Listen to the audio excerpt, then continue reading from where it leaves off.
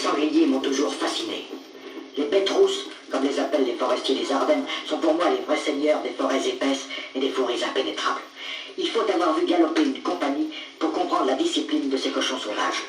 Une laie, la femelle la plus vieille, conduit la bande et les autres suivent. En randonnion, pas hors de taille, les jeunes fermant la marche. Il faut avoir vu un vieux solitaire, bourru, revêche et grognon, lancé en plein galop, pénétrer dans un fourré comme un obus pour comprendre la puissance de la bête adulte. On a l'impression que rien ne pourra arrêter sa course. Je voudrais parler d'une rencontre que je fis en forêt un matin de novembre. Ce fut une minute inoubliable.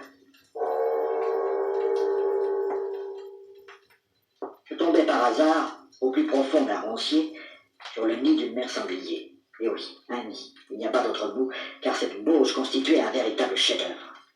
Ce nid, les forestiers l'appellent un chaudron. Le terme nous vient du fond du Moyen-Âge, car la chasse aux sangliers était une occupation du seigneur. Imaginez un tonneau coupé en deux, d'un diamètre de 1,50 m, haut d'1 demi-mètre, avec des parois de 25 cm d'épaisseur.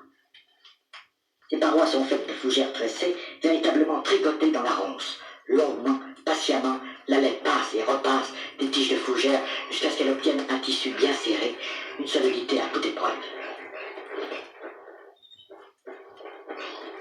Le fond du chaudron est tapissé de fougères et d'herbes sèches. Surprise par ma présence, la laie fit un bond et fonça dans une de ses passes. Louis Marcassin, déjà costaud, rablé et court sur pattes, s'agitait affolé, bourrant les parois du nid à coups de groin, cherchant l'issue. C'était à peine perdu. Les bords du chaudron résistaient à leurs assauts désordonnés. Épuisés, ils se blottirent dans l'herbe sèche comme de pauvres petites choses. Je m'éloignais, sachant que la mer ne tarderait pas à revenir.